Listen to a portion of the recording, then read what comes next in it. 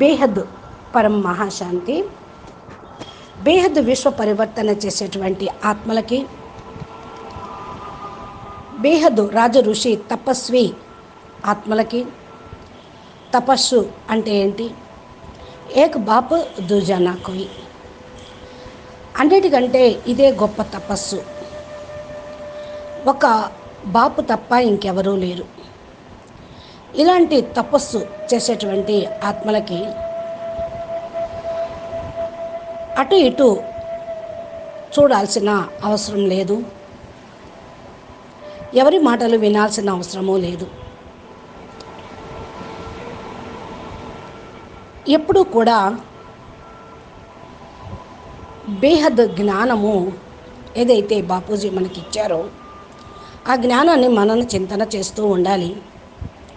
అపురూపమైన ప్రియమైన పిల్లలు, బాపూజీ ఏదైతే జ్ఞానం ఇచ్చారో అది ప్రపంచంలో ఇప్పటి వరకు ఎవరు ఇవ్వలేదు, ఇవ్వబోరు కూడా, ఇచ్చేవాళ్ళు లేరు. ఇది బేహద్ జ్ఞానము, బేహద్ బాప్ ఇచ్చేటువంటిది. జ్ఞానం యొక్క మన్న చింతన చేసేటువంటి విషయం సదా మరణ చింతన చేసేటువంటిది. ఈ విశేషమైన సేవాదారి పిల్లలు మాత్రమే సంకల్పాలతో విశ్వ పరివర్తన చేసేవాళ్ళు, సంకల్పంతో వాయుమండలాన్ని పరివర్తన చేసేవాళ్ళు. ఇలాంటి విశేషమైన పిల్లలు ఎవరైతే ఉన్నారో వాళ్ళే విశ్వ సేవాదారి. బేహద్ అలాంటి పిల్లలకి హృదయపూర్వకంగా ప్రియస్మృతులు మరియు నమస్తే చెప్తూ ఉన్నారు. సద్గురువు యొక్క ప్రథమ వరదానము ఏంటి? బాపు బేహద్ దాదాజీని సద్గురు అనండి, సత్యమైన గురువు అనండి, సత్యమైన బాప్ అనండి, సత్యమైన టీచర్ అనండి, సత్యమైన సద్గురు, సద్గతి ఇచ్చేవాడు అనండి. సద్గురు యొక్క ప్రథమ వరదానము మన భవ్.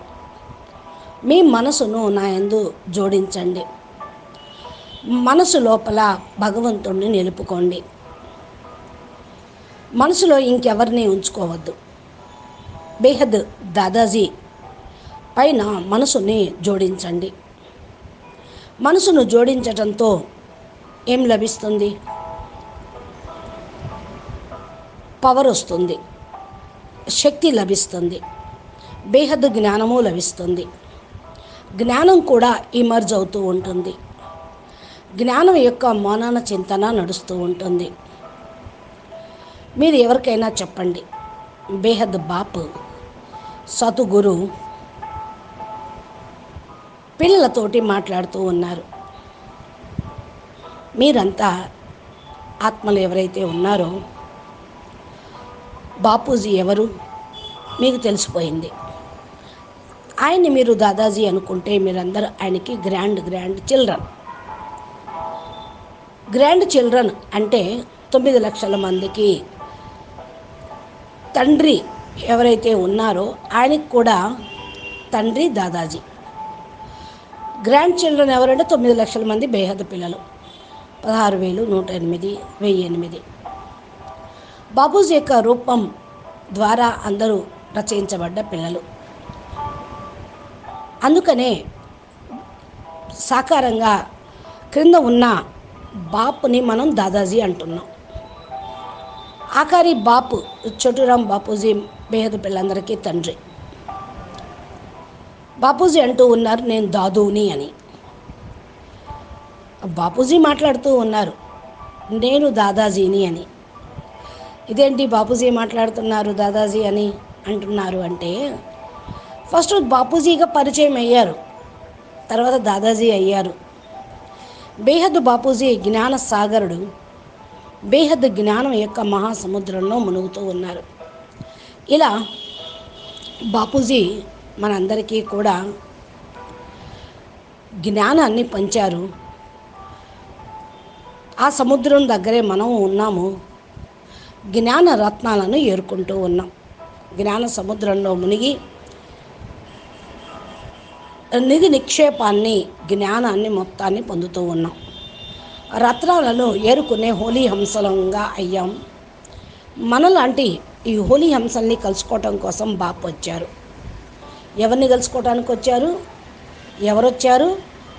జ్ఞాన రత్నాల్ని ఏరుకోవటం కోసం హోలీ హంసలు వస్తే, అలాంటి హోలీ హంసల్ని కలుసుకోవటం కోసం బేహద్ జ్ఞాన సాగరుడు వచ్చారు. కేవలం సముద్రుణ్ణి కలవటమే కాదు, దాదాజీని, ప్రేమ సముద్రుణ్ణి, జ్ఞాన సాగరుణ్ణి, మహాశాంతి సాగరుణ్ణి కలవటం కోసమే మనం వచ్చాం. మీరు ఇక్కడ ప్రతి ఒక్కరూ కూడా హోలీ హంసలే. ఎన్ని జ్ఞాన రత్నాలు ఏరుకున్నారు? ఎవరి దగ్గర ఎన్ని జ్ఞాన రత్నాలు ఉంటాయో వాళ్ళు ఖుషీగా నాట్యం చేస్తూ ఉంటారు. ఏమి ఖుషీగా నాట్యం చేస్తూ ఉంటారు? బాపూజీ జ్ఞానం ఇచ్చారు. బాపూజీ ఎప్పుడైతే బోర్డు పైన చెప్పడం జరిగిందో, ఒక్కొక్క హంస ఎలా నాట్యం చేసిందో అర్థమవుతూ ఉంది. మనసులో ఎంత ఖుషి ఉంటే ఈ జ్ఞానాన్ని అంతగా అర్థం చేసుకున్నట్లు. ఈ జ్ఞానం బాపూజీ ఇచ్చిందే, మనం ఎప్పుడూ ఎక్కడా వినలేదు కూడా, మనం ఎప్పుడు ఎక్కడ ఆలోచించను కూడా లేదు. ఇంత గొప్ప జ్ఞానం ఉంటుంది, మనం వింటాము. ఇంత గొప్ప జ్ఞానం చెప్పే బాపూజీ వస్తారు, సద్గురు బేహద్ సుప్రీం టీచర్ వస్తారు అని మనం ఎక్కడ విననూ లేదు, ఆలోచన చేయనూ లేదు. ఇప్పుడు మనం వింటున్నాం, చూస్తూ ఉన్నాం. మరి సంతోషం గలక్క ఏం కలుగుతుంది? ఇది అర్థమైన నాడు నాట్యమే చేస్తూ ఉంటారు. ఈరోజు కూడా ఖుషిగా జ్ఞాపకం చేయండి, ఆహా బాపూజీ మాకు ఎలాంటి చదువు చదివిస్తూ ఉన్నారు అని. మరి హోలీ హంసలు ఖుషి కలిగినప్పుడు డాన్స్ వేస్తూ ఉంటారు కదా, ఆ డాన్సును చూశారు కదా, నెమలి నాట్యం చేస్తుంది, హంసలు నాట్యం చేస్తూ ఉంటాయి. ఇక్కడ ఇది అలౌకికమైనటువంటి ఖుషి, ఆత్మిక డాన్స్, చాలా అపురూపమైనది. కల్పం మొత్తంలో కంటే కూడా అతీతమైనది. ఇది పూర్తిగా ప్రియమైనది, అతీతము అయినది. ఎందుకంటే స్థూలమైనటువంటి డాన్సులు శరీరం చేస్తుంది, కానీ ఇది అలౌకికమైన ఆత్మిక డాన్స్ కదా, మనసు నాట్యం చేస్తూ ఉంటుంది. అసలు డాన్స్ అని దేన్ని అంటారు? మనసుతోటి నాట్యం చేయటమే అసలైన నాట్యం. మనసులో సంతోషం లేదు, మనసు ఎక్కడో పరిపరి విధాలుగా వెళ్ళిపోతూ చెంచల బుద్ధితో ఉంటే శరీరం మాత్రం డాన్స్ వేస్తే అది నాట్యం అవుతుందా ఏంటి? అసలు మనకెవరు లభించారు? ఎవరు చదివిస్తూ ఉన్నారు?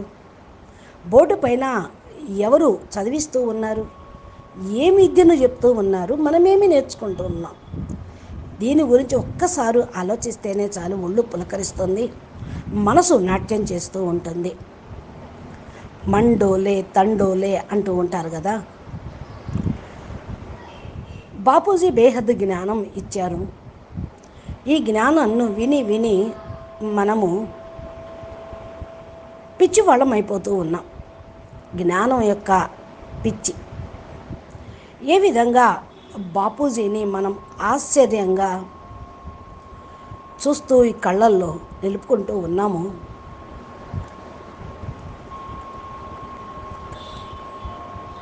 అదేవిధంగా మనము జ్ఞానం విన్న తర్వాత ఈ భూమి లేదు, బ్రహ్మాండము లేదు, అనంతకోటి బ్రహ్మాండాలు లేవు, అనంత యూనివర్సులు లేవు, అనంత మల్టీవర్సులు లేవు. ఎక్కడైతే బాపూజీ జ్ఞానం ఇచ్చారో లక్షల కోట్ల వంశావళి, బేహద్ కళల వంశావళి, అక్కడ మన బుద్ధి వెళ్ళిపోతుంది. ఇది బాపూజీ ఇచ్చిన జ్ఞానం. ఆ జ్ఞానం వినటంతో మన మనసు రాకెట్ లాగా పరిగెత్తుతూ ఉంటుంది. వింటూనే మనసు నాట్యం చేస్తూనే ఉంటుంది, బుద్ధి లీనమైపోతూ ఉంటుంది. సముద్రం లోపల రకరకాల యొక్క అలలు చూస్తూ ఉంటే ప్రతి ఒక్క హంసకు ఎంతో సంతోషం కలుగుతుంది కదా. అదేవిధంగా బేహద్ జ్ఞాన సముద్రుడు యొక్క అలలు వస్తూ ఉంటే, ఈ జ్ఞానం అలలు రూపంలో ఎగిసి పడతా ఉంటే, మన్ని వచ్చి తాకుతూ ఉంటే ఎంత సంతోషం వేస్తుంది, మనసు ఎంత పులకించిపోతూ ఉంటుంది. బాపూజీ అయితే మనకు జ్ఞానం ఇచ్చారు. ఆ జ్ఞానం యొక్క అలల్లో మనం కొట్టుకుపోతూ ఉన్నాం, మునిగిపోతూ ఉన్నాం. అలల దగ్గర నిలబడితే మనిషిని ఆ అలలు లాక్కుపోతాయి అంటారు కదా. స్థూలమైన సముద్రం దగ్గర కూడా అలలు బాగా వీసే చోట అలలు మనుషుని ఎంత బరువైనా లాక్కెళ్తుంది, మడ తీసుకొచ్చి ఒడ్డును పడేస్తుంది. అంత లోపలికి వెళ్ళిపోయిన తర్వాత మనిషి బతకడం కష్టం. ఒకవేళ మునిగిపోతే, లోతు ఎక్కువ ఉంటే, సుడిగుండాలుంటే మనిషి చనిపోయి శవం బయటకు వస్తూ ఉంటుంది. శవాన్ని కూడా ఉంచుకోదు, ఒడ్డుకు నెట్టేస్తూ ఉంటుంది. మరి అదేవిధంగా జ్ఞాన సాగరుడు యొక్క అలలు యొక్క తాకిడికి ఆడుకుంటూ నాట్యం చేస్తూ దాంట్లో మునిగిపోతూ ఉంటే మనం ఎక్కడికి వెళ్ళిపోతాం? సముద్రం అంత కళల్లోకి వెళ్ళిపోతాం. స్థూల దేహము కథమవుతుంది, సూక్ష్మదేహము కథమవుతుంది, కారణ శరీరము కథమవుతుంది. ఆత్మ ఒడ్డుకు చేరుతూ ఉంటుంది. ఆత్మ ఒడ్డుకు చేరి ఏం చేసింది, ఏం పొందింది? సముద్రంలో ఉన్న నిధి నిక్షేపాలు మొత్తాన్ని పొంది తీసుకొని వచ్చుకుంది. మరి సముద్రం లోపల ఉన్నాయి కదా, లోపలికి దిగారు కదా. ఇది జ్ఞానం యొక్క పొంగు.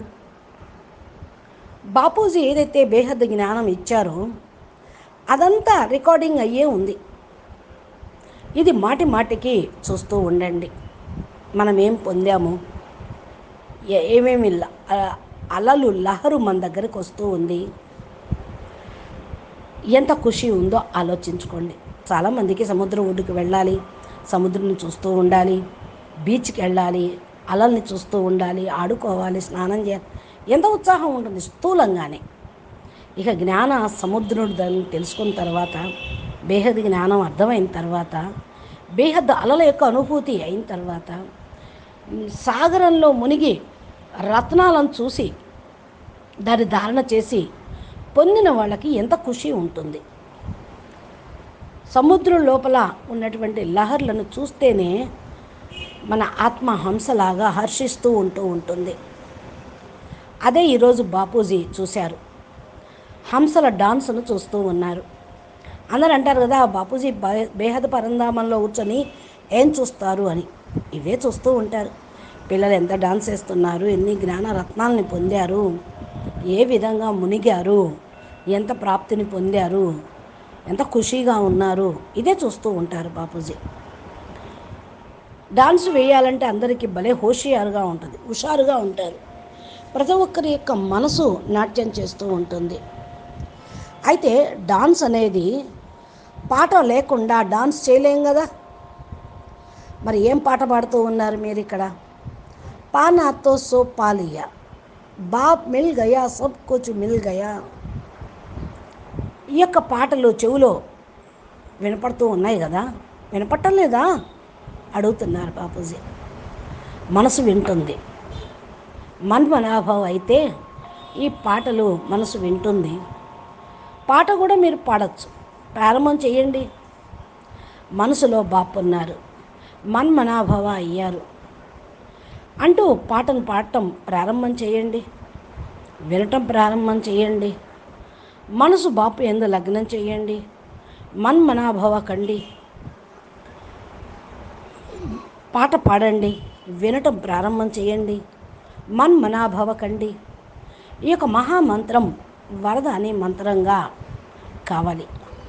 సద్గురుని పొందండి. సద్గురువు ద్వారా ఫస్ట్ వరదానం మీకు లభించాలి. లభించేసింది మన్మనాభవ. మనసును నా యందు లగ్నం చెయ్యండి, మనసును నాకు ఇచ్చేసేయండి. ఇక మనసు ఇచ్చేస్తే బుద్ధి ఇంకెక్కడికి పోతుంది, ఇంకెక్కడ పెట్టగలరు?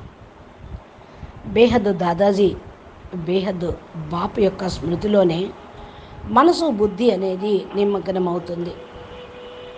అందుకనే భగవంతుడు ఏమీ అడగకుండా ఒక మనసునే అడుగుతూ ఉన్నారు. సద్గురు రూపంలో వరదానం పిల్లలకి ఇస్తూనే ఉన్నారు. అందరూ మహామంత్రాన్ని ఇచ్చారు. బాపూజీ ఎలాంటి మంత్రం ఇవ్వటం జరిగింది? మహామంత్రధారి, మహామంత్రం బేహద్కే బేహద్, విశ్వంలో మహాశాంతి లభించుగాక, మహాశాంతి ఉండుగాక. ఈ మహామంత్రం గొప్ప మహామంత్రం, విశ్వాన్ని పరివర్తన చేసేది. మహాదాని ఎలా అవుతారు? దాని మరియు మహావరదాని. పిల్లలందరికీ మన్మనాభవ అనే మంత్రంతో మహామంత్రాన్ని ఉచ్చారణ చేసి ఇటువంటి ఆత్మలు మాలలో పూసలాగా అయిపోతారు. ఇలాంటి ఆత్మలకు వాయుమండలం పరివర్తన చేసే శక్తి లభిస్తూ ఉంటుంది. వరదానిగా అవటం అంటే వరదానాన్ని పొందటం, పంచటం, సుఖశాంతిగా ఉండటం, సుఖశాంతిమయంగా జీవించటం, కొత్త ప్రపంచంలోకి వెళ్ళటానికి సద్గురువు ద్వారా మాస్టర్ సద్గురువుగా అవటం. గురువు యొక్క పిల్లలు లేదా మనవళ్ళు మనవరాళ్ళు గురువులేగా సద్గురువే అవుతారు. బాపూజీకి మీరంతా కూడా మనవళ్ళు మనవరాళ్ళు, గ్రాండ్ చిల్డ్రన్. కాబట్టి ఈ యొక్క సదా సంకల్పం మీరు మర్చిపోవద్దు. ఎవరైతే బాపు యొక్క సంబంధంలోకి వచ్చారో అధికారి ఆత్మలైనట్టే. సర్వ సంబంధాల్లో కూడా మీరు అధికారినే. భోలానాథ్ బాపుతో పాటు అన్ని సంబంధాలు ఉన్నాయి. బాపు టీచర్, సద్గురు, సౌదాగర్ కూడా, రత్నాగర్ కూడా. సౌదాగర్ అంటే ఇంకా బాగుంటుంది కదా. ఏమి వ్యాపారం చేస్తున్నారు బాపూజీ మీతోటి? ఓటిస్తున్నారు, ఇంకోటి 100 రెట్లు పుచ్చుకుంటూ ఉన్నారు. ఒకటి ఇవ్వటం కాదు, మీరు ఒకటి ఇచ్చిన కోటాను కోట్లు మీరు పొందుతూ ఉన్నారు. ఇంత గొప్ప వ్యాపారం బాపు చేస్తూ ఉన్నారు. మీకు వ్యాపారంలో అన్నీ లభించాయి. ముక్తి, జీవన్ముక్తి లభిస్తూ ఉంది. ముక్తి మరి జీవన్ముక్తి అయినా ఇంకా ఏమేం కావాలి? సౌదాగర్తో పాటు జాదూగర్ కాబట్టి వ్యాపారం చేయండి, ఇచ్చిపుచ్చుకోండి. ఏ వస్తువైనా సరైన ధరకి అమ్మటం, చౌకగా కొనటం జరుగుతుంది కదా. తక్కువ ఇచ్చి ఎక్కువ పొందటం అంటే ఇష్టం అందరికీ. అలాగే మనం ఏమి ఇస్తున్నాం? మనసు ఇచ్చేస్తున్నాం. పనికిరాని మనసు, ముక్కలైన మనసు, అశాంతి ఉన్న మనసు, ఇది ఇస్తూ ఉన్నాం. ఏం పొందుతున్నాం? బేహద్ కళా పరంధామంలో అవినాశి అమరత్వం యొక్క పదవిని పొందుతూ ఉన్నాం. ఈ వ్యాపారం బాగుంది కదా. అందరికీ ఇది లభించదు. ఎవరైతే బాపుతోటి వ్యాపారం చేస్తారో, అనగా ఇచ్చిపుచ్చుకోవటం, మనసునిచ్చి ప్రాప్తిని, అవినాశి ప్రాప్తిని పొందుతారో,